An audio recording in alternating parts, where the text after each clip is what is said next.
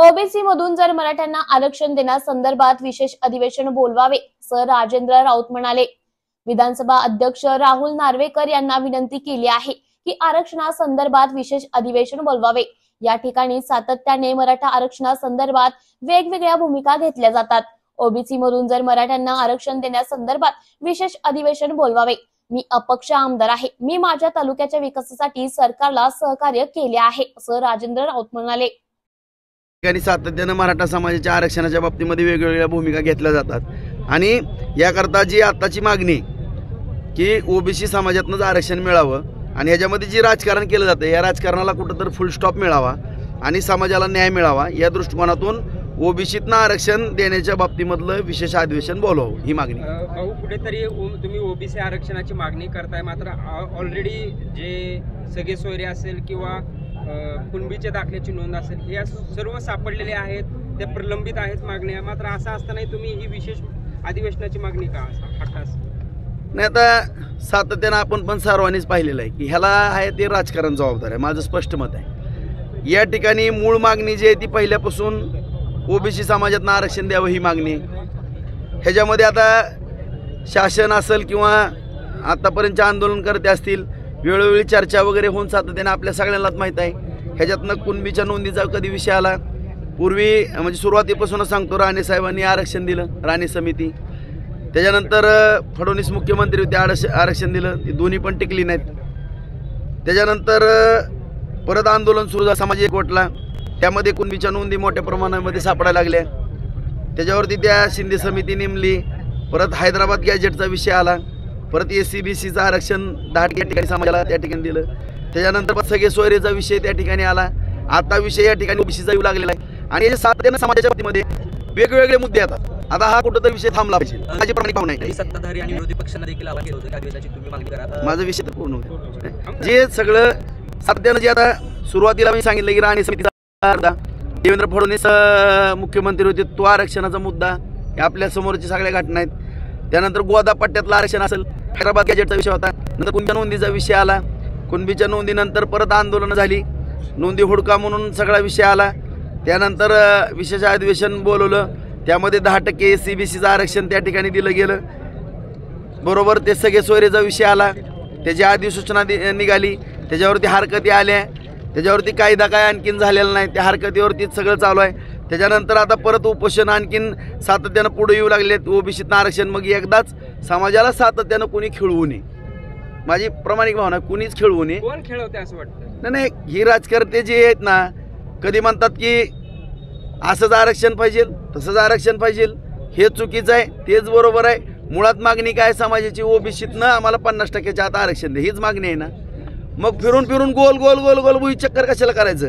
आणि सातत्यानं हा विषय पुढे देत असताना मीच मागणी केलेली की जो काय करायचा ना आता निर्णय विधानसभा गेल्यानंतर ह्याला कोणी करणार आहे का? परत आपापल्या नादात जातील, परत समाज आमचं फासल्यानंतर त्याला कोण जबाबदार आहे?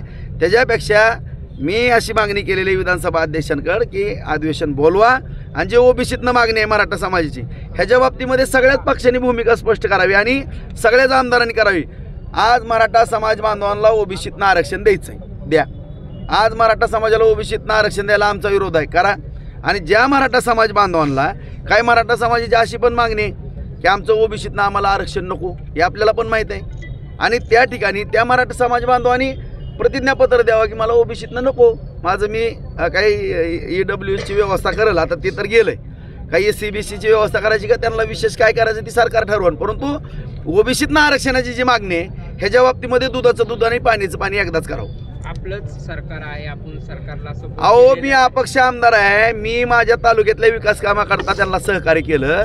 तुम्हाला पण सगळ्या अख्ख्या राज्याला सांगू इच्छितो मी, पत्रकार बांधवांना सुरुवातीला आणि माझ्या तमाम मराठा बांधवांना सांगू इच्छितो की मी विलासराव देशमुख साहेबांनी पण माझा लाड केला, नारायण राणे साहेबांनी पण केला, अशोकराव चव्हाण साहेबांनी पण कामं भरपूर केली, पृथ्वीराज चव्हाणांनी पण कामं त्या ठिकाणी माझी केली, मुंडे साहेबांनी पण माझी कामं चांगली केली, एकनाथ शिंदे पण करतायत, अजितदादा पण करतायत, फडणवीस साहेब पण करतायत, चंद्रकांत दादा आहेत, सगळेच बाळासाहेब थोरात, सगळ्या मंत्र्यांकडे गेलो मी।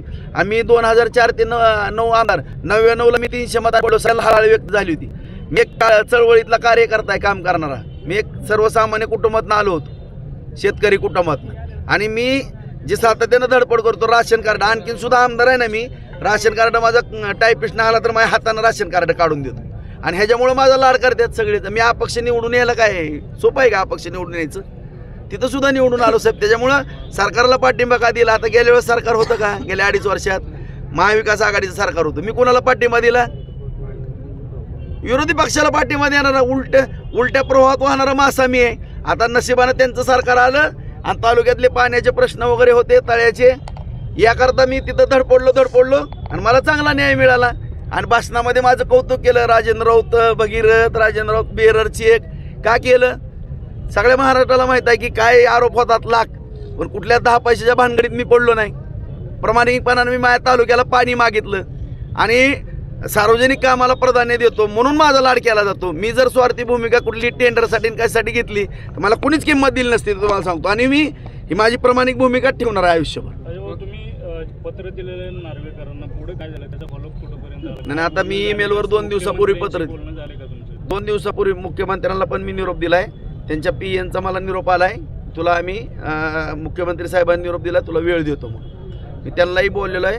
सगळ्यांना बोलायचं आणि आजही सगळ्यांना बोलणार आहे. मी नार्वेकरांना आता मी या ठिकाणी आपल्या माध्यमातून नार्वेकर साहेबांना हा विषय जाईल. त्यांना ईमेलवर पण पत्र दिलं होतं. काल बाय हँड तिथं पत्र दिलेलं आहे, मग ते नव्हते पोच तिथली घेतलेले, सगळ्या पक्षाच्या ऑफिसला पोच दिलेले आहेत. आता सगळ्यांना बोलणार मी. तुम्ही मराठा बांधवांना, आमदारांना आव्हान केलं होतं की तुम्ही याच्यासाठी सपोर्ट करा. काय तुमची भूमिका जाहीर करा असं तुमच्या आमदारांशी संपर्क झाला का? तुम्ही स्वतःहून तुम्हाला फोन केला का राजाभाऊ आमचा पाठिंबा आहे किंवा तुमचा विषय मार्गी लावण्यासाठी तुम्ही घेताची भूमिका योग्य आहे, असं काय झालं का? नाही, मी आता सगळ्या पक्षाला तर पत्र पाठवलेत, विधानसभा अध्यक्षाला पण पाठवलेत आणि व्यक्तिशः आता मी भारतीय जनता पार्टी युवा मोर्चा महाराष्ट्र प्रदेश उपाध्यक्ष माननीय श्री अमित भाऊ जाधव यांना वाढदिवसाच्या हार्दिक शुभेच्छा. शुभेच्छुक जितू पावशे, प्रसाद धारणगावकर, नितीन मोरे, पंकज शेलार, सोमनाथ जाधव, पवन जाधव, सुनील पोरजे, संजू त्रिभुवन. सौजन्य हॉटेल निसर्ग Nanegaon, ट्रिमॅफिक्स business management private limited, ओम साई राम सेवाभावी मंडळ, विजयनगर देवळी कॅम्प, खांबेश्वर प्रतिष्ठान. काँग्रेस आमदार कैलास गोरंट्याल यांनी घेतली मनोज जरांगेंची भेट. जालनाचे काँग्रेस आमदार कैलास गोरंट्याल यांनी आज अंतरवली सराटी येथे जाऊन मनोज जरांगे पाटील यांची भेट घेतली. या भेटीत गोरंट्याल यांनी जरांगे यांच्या प्रकृतीची विचारपूस केली. तसंच जरांगेंनी 17 सप्टेंबर रोजी करत असलेल्या आमरण उपोषणाच्या तयारीची देखील विचारणा केली. समाजाचे लेकराला वाईट वाटायला लागलं ना, आम्हीच निवडून दिलं आणि आमच्या विरोधात काम करायला लागला.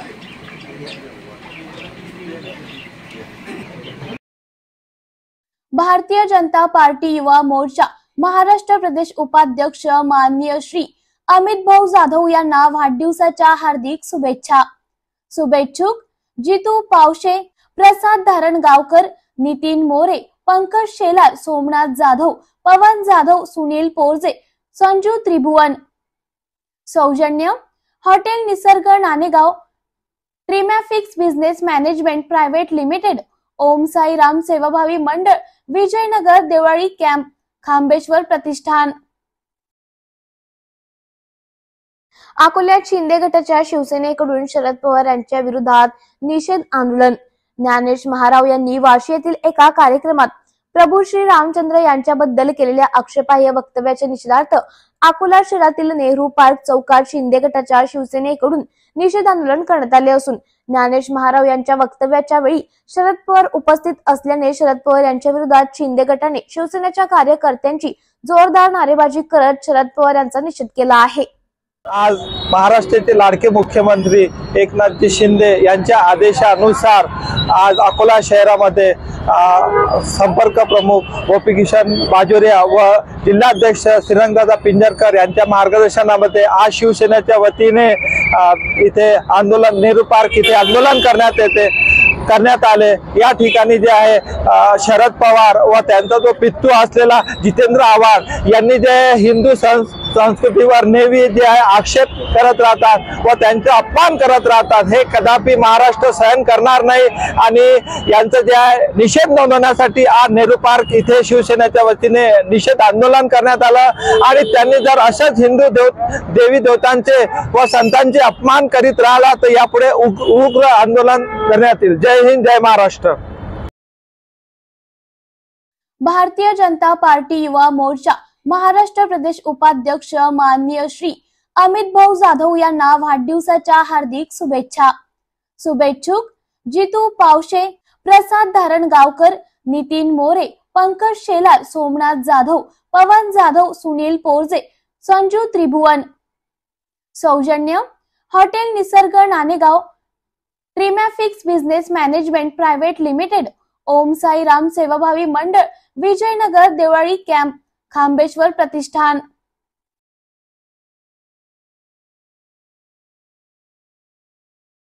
मुख्यमंत्री एकनाथ शिंदे यांच्या निवासस्थानी वर्ल्ड इकॉनॉमिक फोरमचे संस्थापक प्राचार्य क्लॉस शॉप यांनी स्थापनेत घेतले गणेशाचे दर्शन।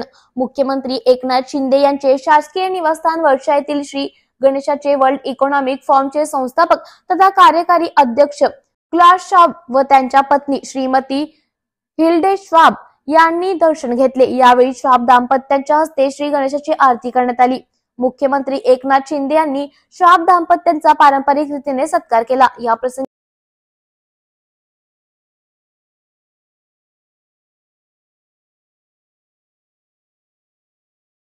खासदार डॉक्टर श्रीकांत शिंदे, खासदार मिलिंद देवरा, गृह विभागाचे अतिरिक्त मुख्य सचिव डॉक्टर IS चहल, मुख्यमंत्र्यांचे अतिरिक्त मुख्य सचिव विकास खारके आदी मान्यवर उपस्थित होते। भारतीय जनता पार्टी युवा मोर्चा महाराष्ट्र प्रदेश उपाध्यक्ष माननीय श्री अमित भाऊ जाधव यांना वाढदिवसाच्या हार्दिक शुभेच्छा। शुभेच्छुक जितू पावशे, प्रसाद धारणगावकर, नितीन मोरे, पंकज शेलार, सोमनाथ जाधव, पवन जाधव, सुनील पोरजे, संजू त्रिभुवन। सौजन्य हॉटेल निसर्ग Nanegaon, ट्रिमॅफिक्स business management private limited, ओम साई राम सेवाभावी मंडळ, विजयनगर देवळी कॅम्प, खांबेश्वर प्रतिष्ठान। बेपत्ता तरुणाच्या आरोपीला पोलिसांनी ठोकले अवघ्या 24 तासाच्या आत बेड्या। काही दिवसांपूर्वी बेपत्ता झालेला तरुण राजेश विजय कापसे याचा शीर नसलेला मृतदेह पोलिसांच्या हाती आला होता। राजेशच्या मारेकरांना पकडण्यात पोलिसांना मोठे यश आलं आहे। मृतदेह मिळताच अवघ्या 24 तासाच्या आत मारेकरांच्या पोलिसांनी मुस्कावले आहेत। संतोष जगताप असं आरोपीचं नाव असून दुसऱ्या आरोपीला देखील लवकरात लवकर अटक करण्यात येईल अशी ग्वाही पोलीस अधीक्षक विनायक कुमार राठोड यांनी दिली आहे। ह्याची काही आवश्यकता नाही ना वो तो बंद कर दिया।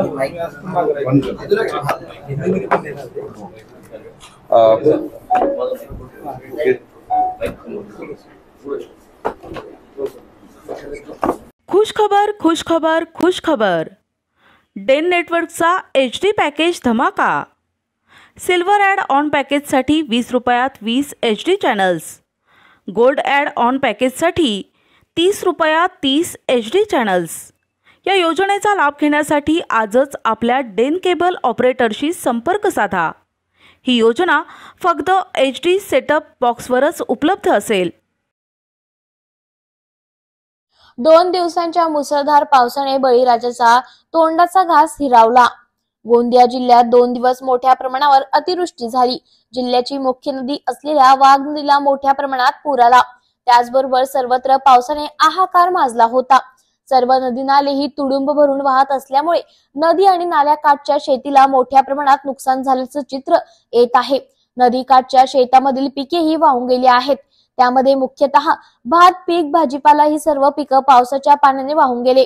त्याचबरोबर अनेक शेतकऱ्यांनी आपल्या शेतामध्ये इलेक्ट्रॉनिक मोटर, पाईप आणि शेतीची अवजार ठेवली होती। ही अवजार आणि पाईप सुद्धा त्या पाण्यामुळे वाहून गेली आहेत।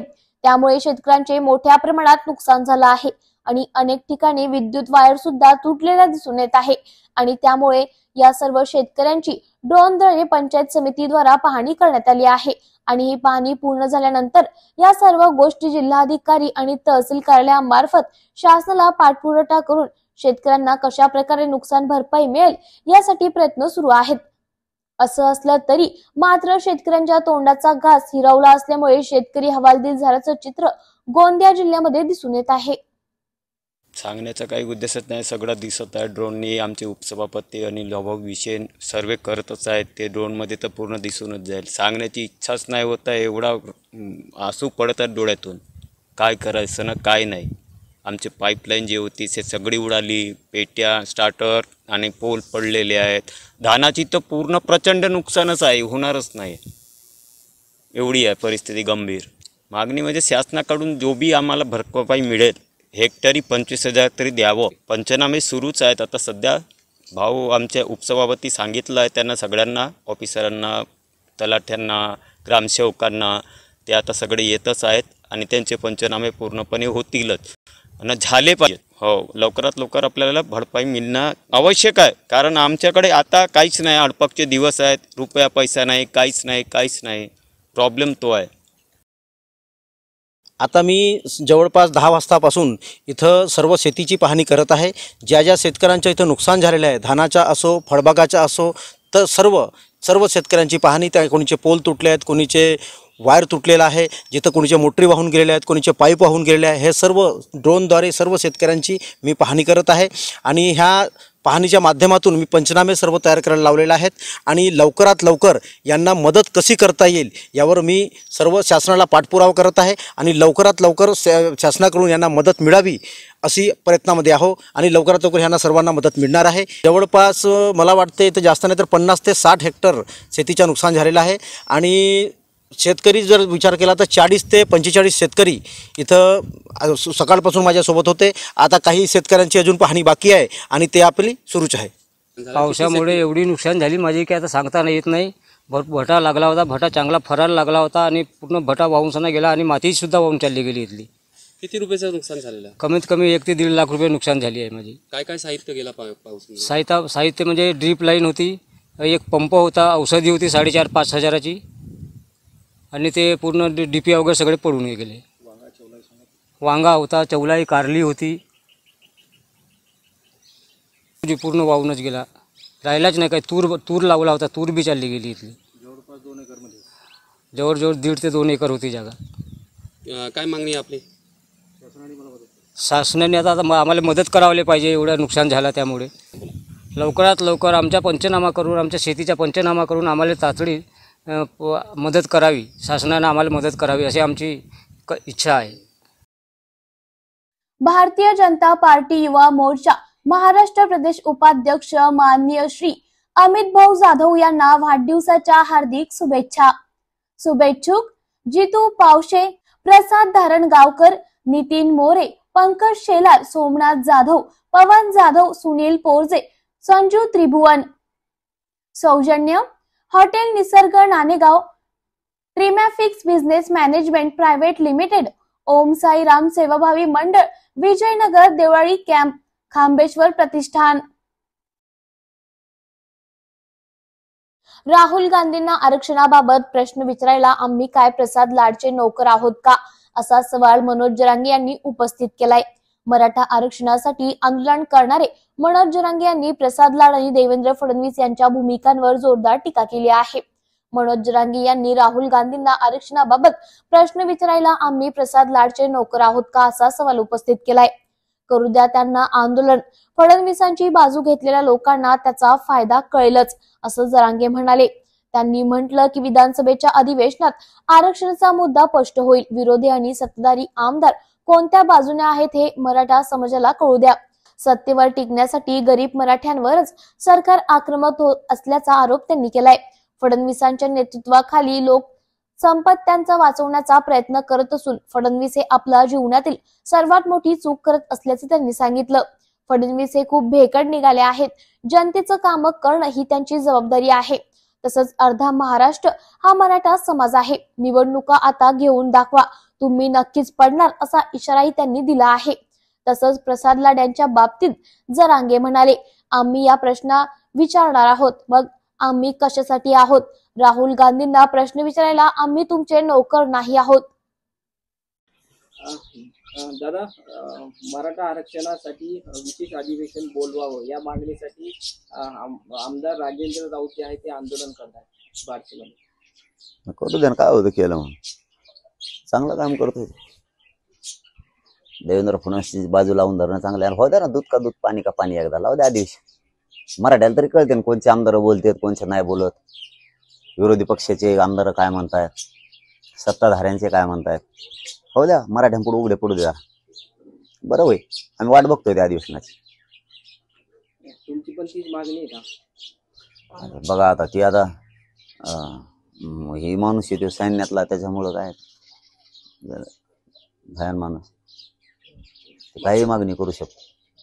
मागच्या काही दिवसांपासून राजेंद्र राऊत जे आहे ते जास्त आक्रमक झालेत असं वाटत नाही तुमच्याविषयी किंवा मग मराठा आरक्षणाविषयी?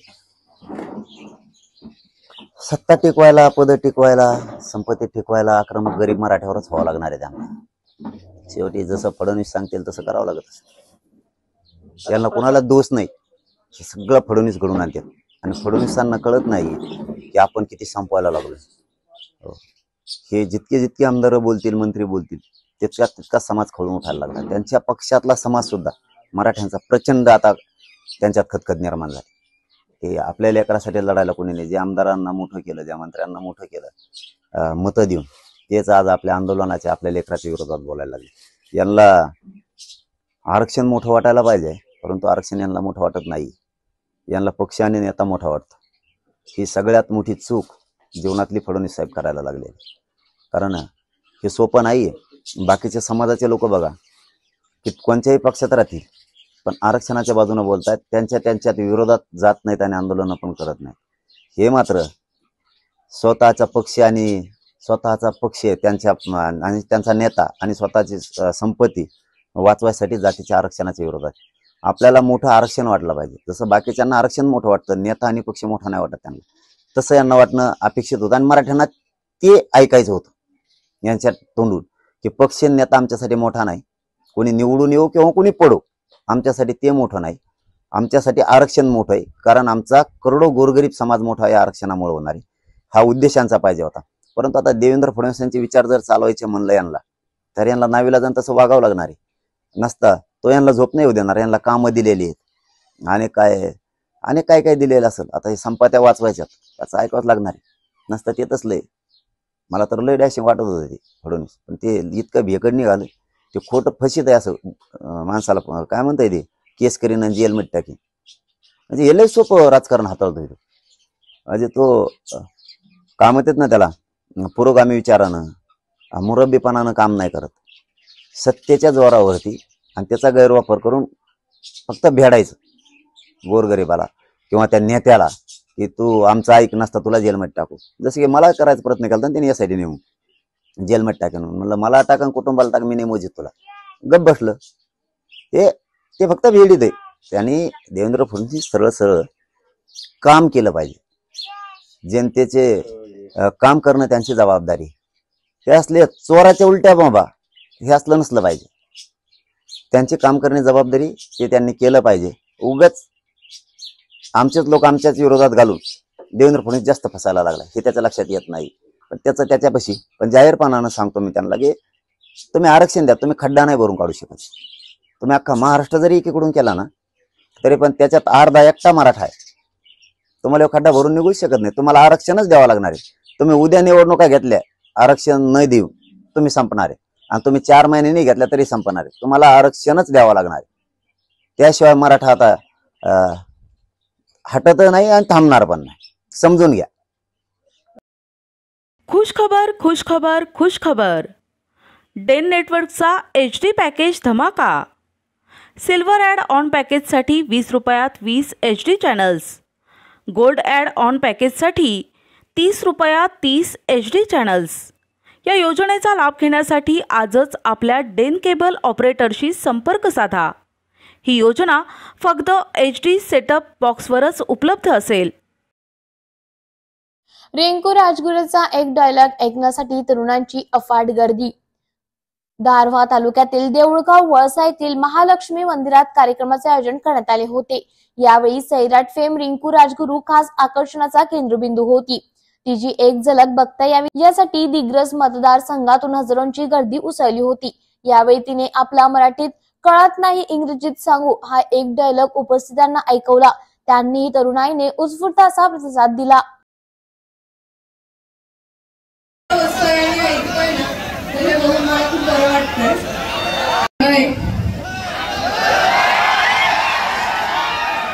मराठीत सांगितलं कळत नाही, इंग्लिश मध्ये सांगू। थँक्यू तुम्हाला सगळ्यांना माझ्याकडून खूप खूप साऱ्या सदिच्छा। थँक्यू। खुश खबर खुश खबर खुश खबर। डेन नेटवर्कचा HD पॅकेज धमाका। सिल्वर ॲड ऑन पॅकेजसाठी 20 रुपयात 20 HD channels, gold add on पॅकेजसाठी 30 रुपयात 30 HD चॅनल्स। या योजनेचा लाभ घेण्यासाठी आजच आपल्या डेन केबल ऑपरेटरशी संपर्क साधा। ही योजना फक्त HD सेटअप बॉक्सवरच उपलब्ध असेल। राहुल गांधींच्या वक्तव्यावर संजय राऊतांनी त्यांच्या गळ्यात हार घालून सत्कार करावा अशी टीका संजय शिरसाट यांनी केली आहे। संजय शिरसाट यांनी हिंदुत्वावर टीका करताना म्हटलं, भाजप शिवसेना हिंदुत्ववादी अजेंड्यावर कार्य करते, परंतु काही लोक यावर तोंडसूक घेत आहेत। आम्ही विरोधात बोललो तर टीका होते, तर मात्र हिंदुत्वावर कोणी बोलले तर आम्ही शांत राहायचं का? नितेश राणे यांच्या वक्तव्यावर ते म्हणाले, त्यांच्या खासगी मतांवर ते आधारित आहे। बावनकुळे प्रकरणावर बोलताना संजय शिरसाट म्हणाले, बावनकुळे त्याचे आरोप दिशाभूल करणारे आहेत। बिलाचा कोणताही पुरावा नाही, फक्त बदनामी करण्याचा प्रयत्न आहे। संजय राऊत यांना मूर्ख आणि सायको म्हणून संबोधले आहे। तसंच मुख्यमंत्री घरी बैठकीवर बोलताना ते म्हणाले, संजय राऊत म्हणालाय की चीफ जस्टिस ऑफ इंडियाच्याकडे गेले दर्शनाला गणपती बाप्पांच्या प्रोटोकॉल आहे आणि यात काही सेटिंग असेल आणि यातून पुढे काही होत असेल तर कसं खरं म्हणायचं? रिफ्लेक्ट तुमच्या पक्षाच्या भाजपचं राज्यभर संजयशी सर बोलतात लिंक पाठवली। एक मिनिट सर करा मला ते आय कॉन्टॅक्ट होत नाही बोला चला तुम्हीच करा चला। जर शिवसेना भाजपच्या वतीनं आज ज्ञानेश महाराजांनी जे काही वक्तव्य केलं त्याचा निषेध करण्यासाठी राज्यभर तुमच्या पक्षाच्या वतीनं भाजपच्या पक्षाच्या वतीनं राज्यभर आंदोलन आहे, काय बोलू? मुळामध्ये भाजप आणि शिवसेनेचा जो अजेंडा आहे तो हिंदुत्वाचा आहे आणि हिंदुत्वावर आता अनेक जण तोंडसूक जे घ्यायला लागलेले आहेत त्याचा निषेध म्हणून आज महाराष्ट्रभर अनेक ठिकाणी आंदोलन करण्यात आलेली आहे। धर्माच्या विरोधात बोलू नये किंवा इतर जातीच्या विरोधात बोलू नये हे तेवढं जरी सत्य असलं, आम्ही जर कोणाच्या विरोधात बोललो तर त्याचा आगडोम उसळतो, त्याच्यावर टीका केली जाते आणि हिंदू धर्माच्या विरोधात जर कोणीही बोललं तर त्याला प्रत्युत्तर देऊ नये अशी जी काही भूमिका काही लोक जे घेत आहेत त्याला त्यांचा निषेध करण्यासाठी आणि हिंदुत्वावर कोणी या धर्मावर कोणी बोलू नये त्यांचाही निषेध करण्यासाठी आजचं हे आंदोलन होतं। हे नितेश राणेंनी त्यामध्ये भर घालण्यासाठी वक्तव्य केलं, कोणत्याही मुस्लिम व्यक्तींसोबत आता व्यवहार करू नका असं पद्धतीने वक्तव्य केलं। महाराष्ट्राची संस्कृती अशी आहे का, याच्यातून काय सिद्ध होतं? नाही, नितेश राणेंनी जे काही वक्तव्य केलं ते त्याचं व्यक्तिगत मत आहे, त्याच्याशी आम्ही सहमत नाही आहोत। वर्षा बंगल्यावर मध्यरात्री बैठक झाल्याची माहिती आहे, त्याच्यात एक खलबतं झाली। ज्या बैठकीला मुख्यमंत्री अजित पवार, प्रफुल्ल पटेल, उदय सामंत यांच्यात ही बैठक झालेली आहे। मुख्यमंत्र्याच्या निवासस्थानी गणरायाचं आगमन असतं आणि त्याला सर्व पक्षाचे लोक येत असतात आणि त्यातलाच एक भाग म्हणून काल अजितदादा, प्रफुल्ल पटेल हे सर्वजण गणरायाच्या दर्शनासाठी आले होते। निश्चित त्याच्यामध्ये राजकीय चर्चासुद्धा झाली असावी। येणारी निवडणुकीच्या कालावधीमध्ये नेमकी अजितदादांची भूमिका काय किंवा प्रफुल्ल पटेलची भूमिका काय ही त्यांनी शिंदे समोर मांडली असावी, परंतु एकमेकाच्या चर्चेमध्ये जो संवाद होतो त्यातून काही चांगलं बाहेर निघेल अशी अपेक्षा आहे, परंतु त्या चर्चेच्या संदर्भामध्ये कोणतीही माहिती बाहेर कुणालाही सांगण्यात आलेली नाही। निवडणुकीच्या पार्श्वभूमीवर चर्चा झाल्याचं सांगतायत. त्याच्यामध्ये निवडणुकीच्या पार्श्वभूमीवर चर्चा होणारच ना. जेव्हा गणरायाच्या दर्शनाला गेले त्या टायमाला सीएम बरोबर त्यांच्या चर्चा ह्या निश्चित झालेल्या आहेत. त्या नाकारता कशा येतील? आणि मग अजितदादांना किती जागा लढवायच्या किंवा त्यांचा काय हेतू आहे, काय काय मतदारसंघामध्ये परिस्थिती आहे, कदाचित त्यांनी एकमेकाशी शेअर केले असाव्यात. आणि ते काही गैरही नाही ना.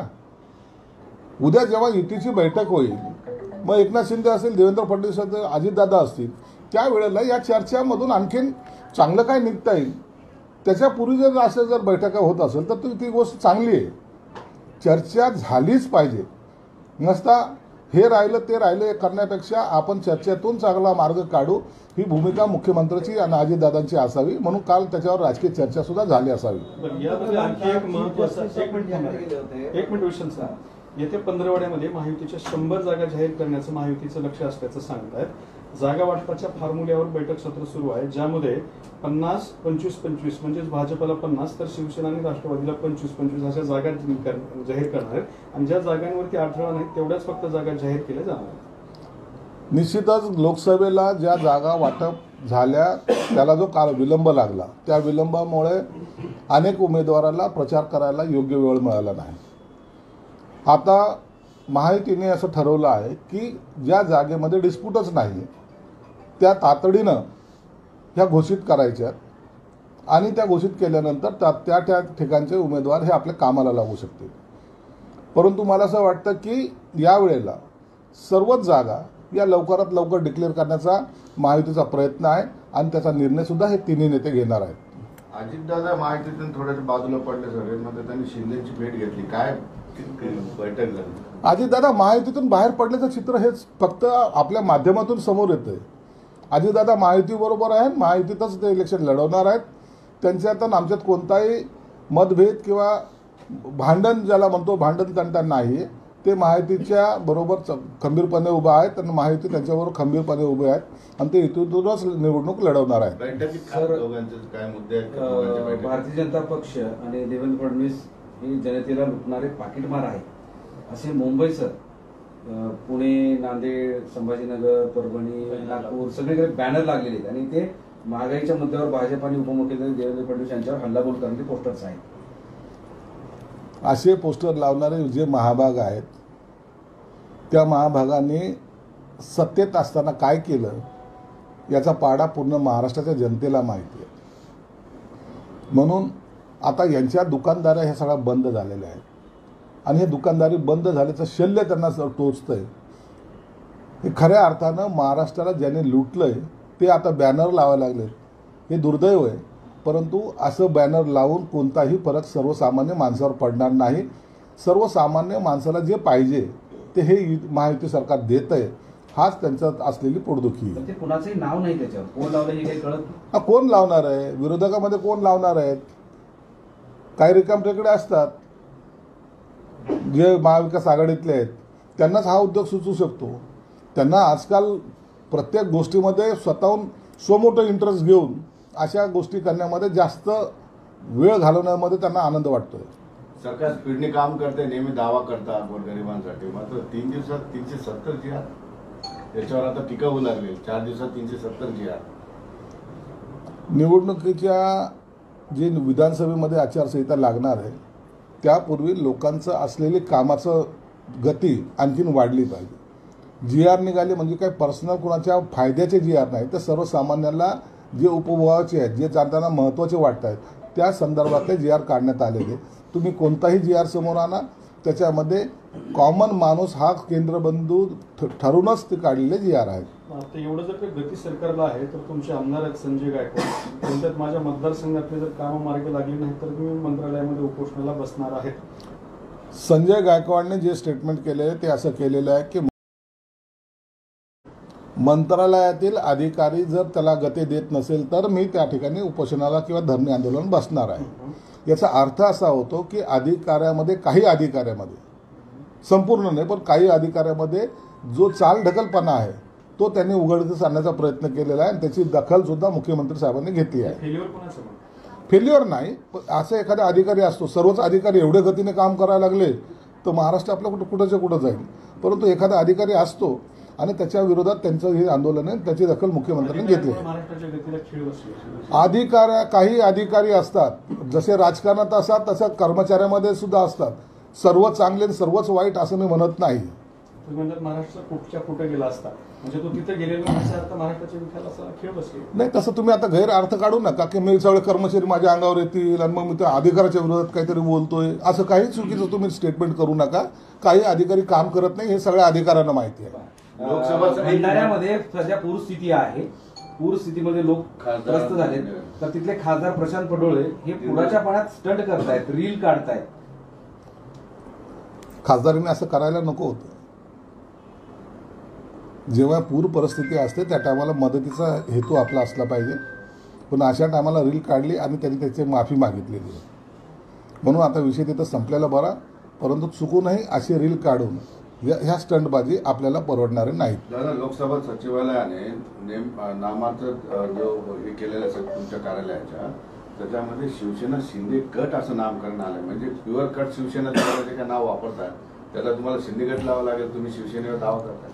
नुसतं शिवसेना शिंदे गट करण्याबरोबरच राष्ट्रवादीला जे कार्यालय दिलं तर त्यात शरद पवारच्या गटाला सुद्धा, उबाटाला सुद्धा त्याने ते उबाटा गट असं केलेलं आहे, काय उद्धव ठाकरे गट असं केलेलं आहे. कन्फ्युजन वाढवलं. या संदर्भामध्ये आमचे मंत्री आणि गटनेते श्रीकांत शिंदे हे स्वतः लोकसभेच्या अध्यक्षाला भेटून त्या संदर्भामध्ये त्यांना त्या सूचना करणार आहेत की आम्हाला अधिकृत मान्यता असल्यामुळे शिवसेना शिंदे गट नाही तर शिवसेना हाच शब्द ठेवावा, ही मागणीसुद्धा ते लोकसभेच्या अध्यक्षाला मिळून करणार आहेत.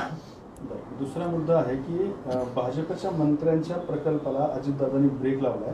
लोणावळ्यातल्या कारला इथं एक चाणक्य एक्सलन्स सेंटरची निविदा अजित पवारांकडून रद्द करण्यात आली आहे. मंगर प्रभात लोढा यांच्या संकल्पनेतून तो प्रकल्प साकारला जात होता. दुसरं, भाजपचे गिरीश महाजन आहेत, त्यांचं सुद्धा पालकमंत्री आणि जिल्हाधिकाऱ्यांनी डावलून प्रस्ताव मान्यतेसाठी थेट उच्चाधिकार समितीकडे पाठवण्यात आल्याची तक्रार आहे आणि नावातून चाणक्य हटवून बदल करण्याच्या सूचना दिल्या पाहिजे. या संदर्भात मला अधिकृत काही माहिती नाही आहे, परंतु मला वाटतं लोणावळा प्रकरणात त्यांनी स्टे दिलेला आहे, कोणतं ते रद्द केलेलं नाही आणि योग्य ती माहिती घेऊन मी तुम्हाला सांगेल. इम्तियाज असं म्हणाले की शिवसेने आमची महाविकास आघाडी सोबत मुंबईत बैठक झाली, कोणत्या हॉटेलमध्ये झाली, नेते कोणत्या गाडीत आले, हे सगळं मी सांगू शकतो. आणि जर हे नेते सांगत नसतील तर उद्धव ठाकरेंनी विचारा, त्यांना सगळं माहिती. इम्तियाज जलीलांनी पडदा ठेवण्याचं काही कारण नाही आहे. कोणत्या गाडीत आले, कोण कोण आले, हे सर्वसामान्य जनतेसमोर त्यांनी मांडायला हवं होतं. या गुप्त बैठका कशासाठी? जर त्यांना युती करायची असेल तर त्यांनी उघडपणे आलं पाहिजे. परंतु हा जो डाव आहे, हा डाव मुस्लिम मताचं कसं त्यांना खेळवायचं, मुस्लिम समाजाला कसं वेठीस धरायचं यासाठी झालेली ती बैठक आहे. लोकसभेला याच प्रकारे प्रकाश आंबेडकर साहेबांना उद्धव गटाने असं जवळ करून प्रेस वगैरे घेऊन सर्व केलं होतं आणि ऐन वेळेला त्यांना बाजूला सारलं होतं. तीच पद्धत एमआयएम बरोबर करायचा सुद्धा उद्धव गटाचा डाव आहे. ते बोलतील आणि नंतर ऐन वेळेला तुम हमको मदत करो.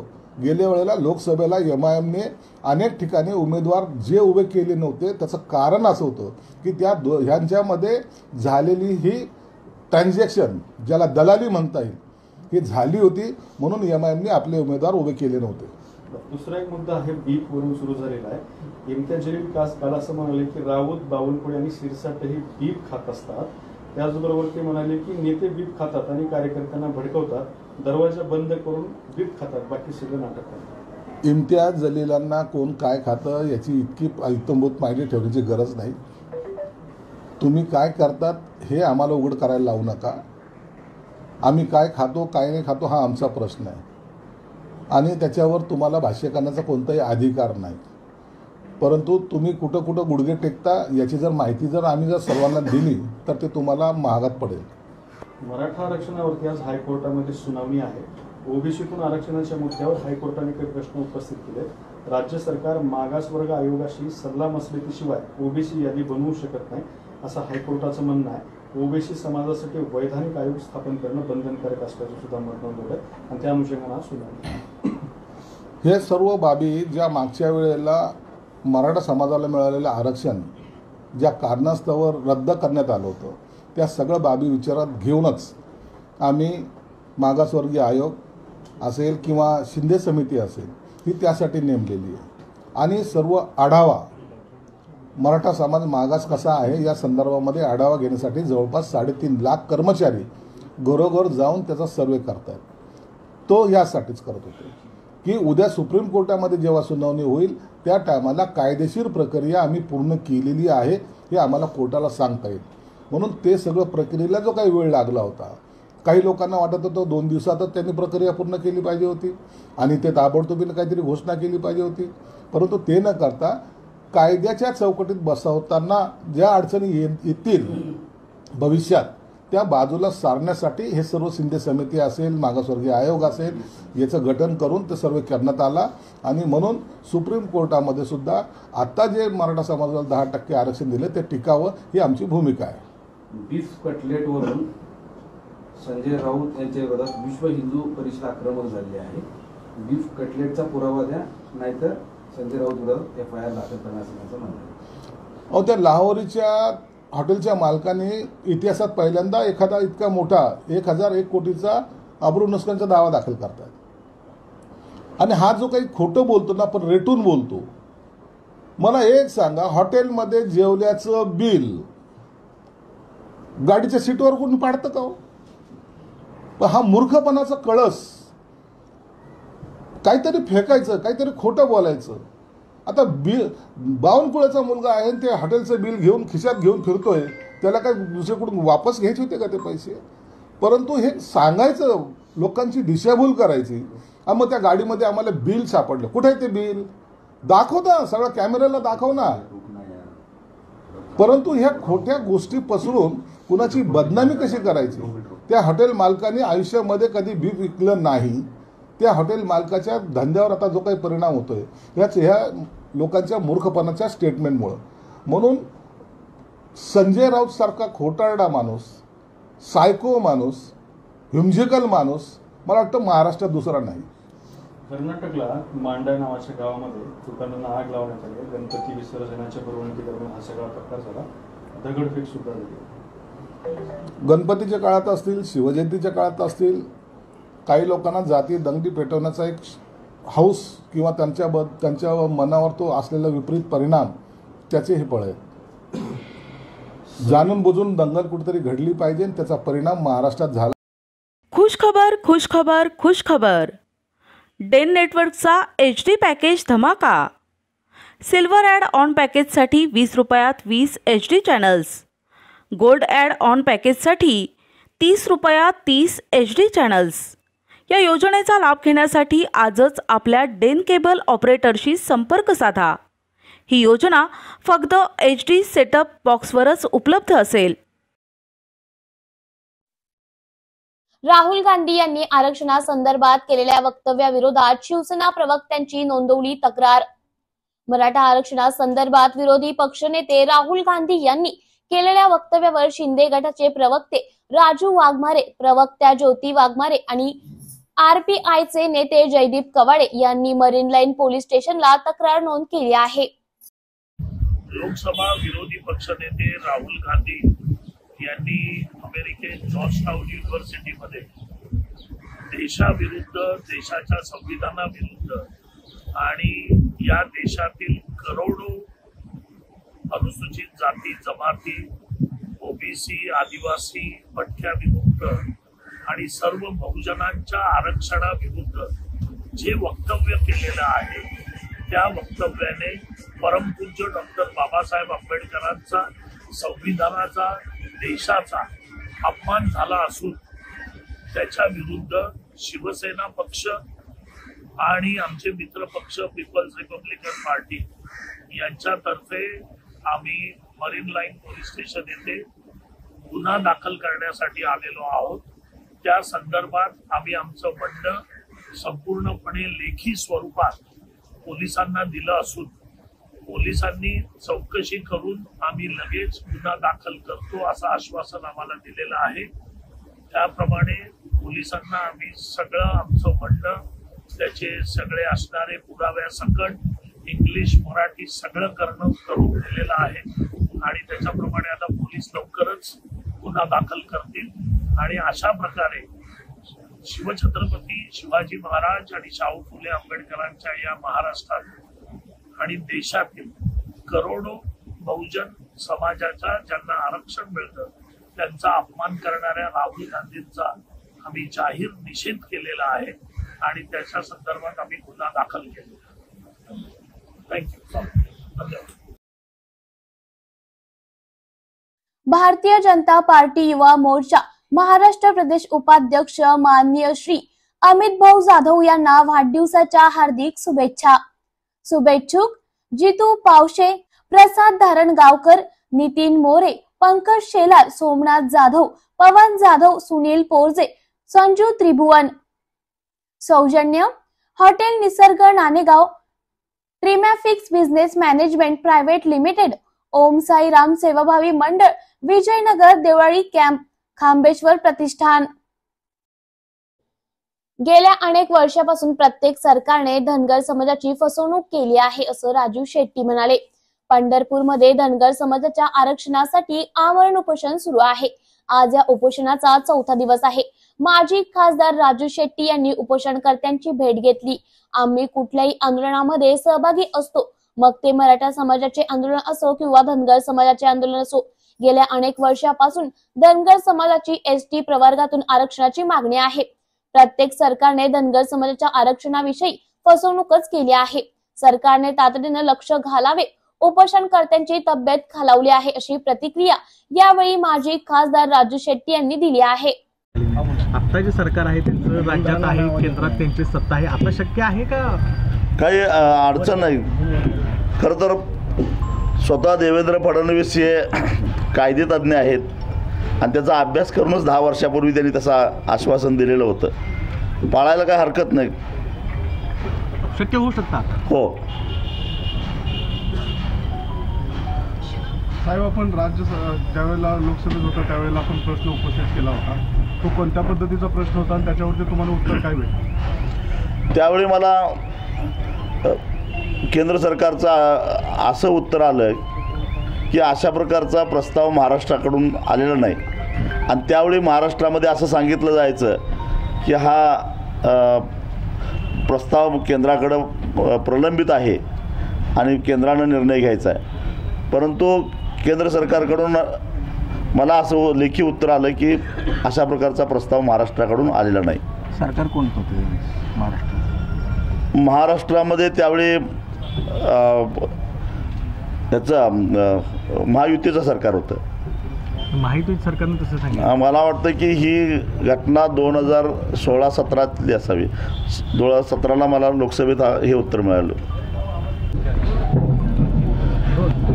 गेल्या अनेक वर्षापासून धनगर समाजाची एसटी मधली आरक्षणाची मागणी आहे आणि सातत्यानं या मागणीकडं सरकारनं कानाडोळा केलेला आहे.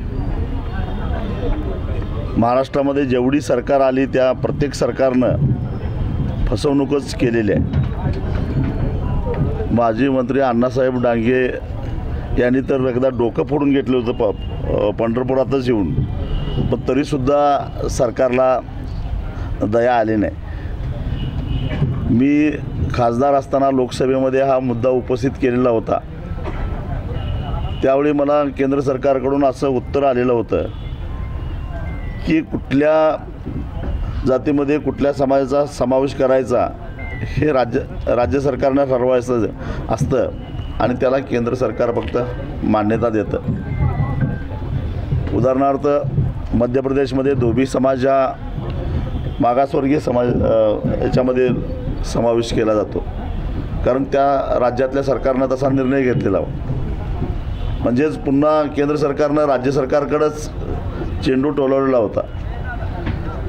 राज्य सरकारकडून मात्र तसा प्रतिसाद मिळत नाही. आधीच्या सरकारकडूनही आणि आत्ताच्या सरकारकडूनही नाही.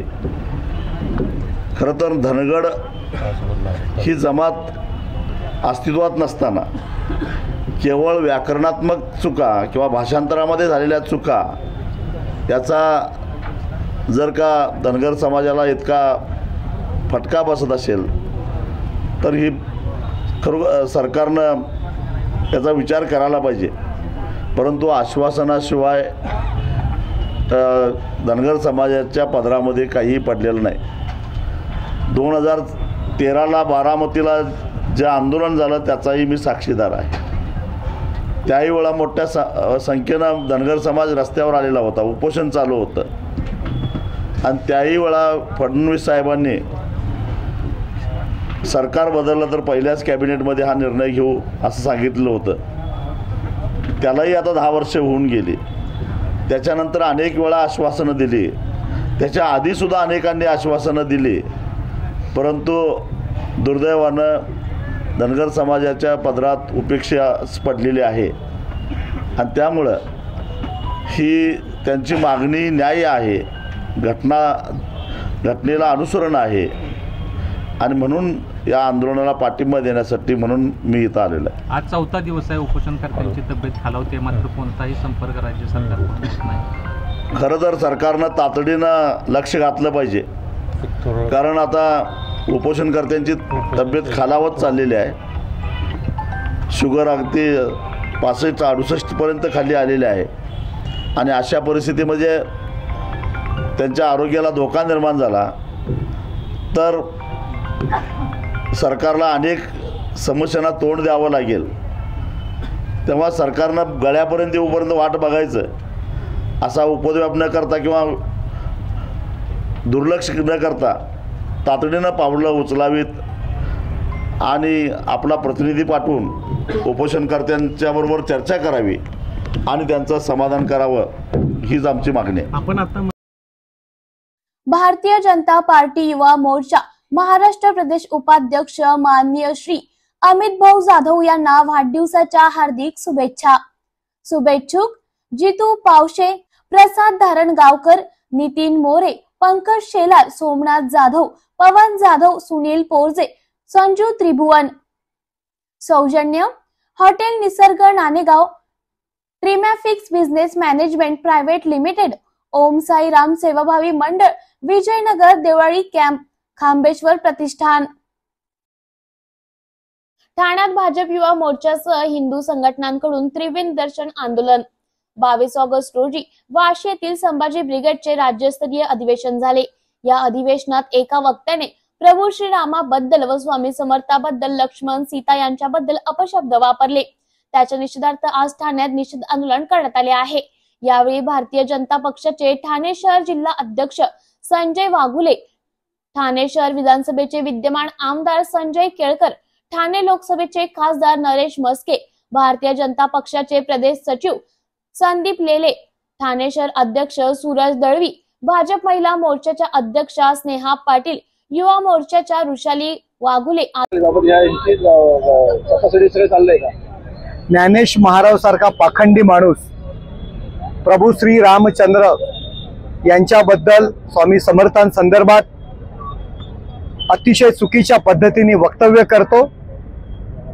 त्यांना त्यांची लायकी, त्यांची पात्रता, त्यांची योग्यता, आपले जे जोडे आहेत ते शेणात बुडवून त्यांच्या थोबाडावरती मारण्यासारखी त्यांची योग्यता आहे.